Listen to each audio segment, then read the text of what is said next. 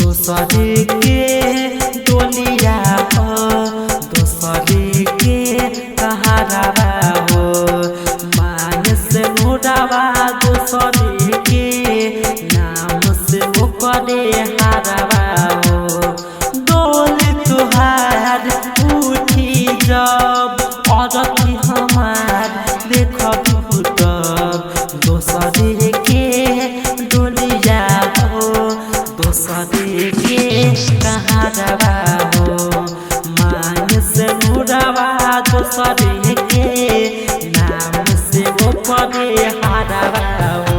आप सुन रहे हैं एजी एंटरटेनमेंट की धमाकेदार प्रस्तुति। जाए जनाजा गली से धीरे से मुस्कइहा हो, सामने अपना पियावा के गले से तू लगइहा हो। मरलू के बाद दिल से हो, रहे न तन को आसारावा हो। मरलू के बाद दिल से हो, रहे न तन को आसारावा हो। डोली तहार उठी जब औरती हमार देखब तब, दूसरे के डोलिया हो, दूसरे के कहारावा हो, मांग से मुड़ावा दूसरे के नाम से मुकरे हारावा हो।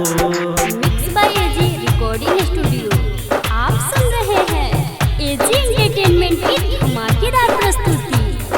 दिल के दुनिया में तो लोग दिलवाला कहेला, प्यार में पागल भइली हा, भारती निराला कहेला।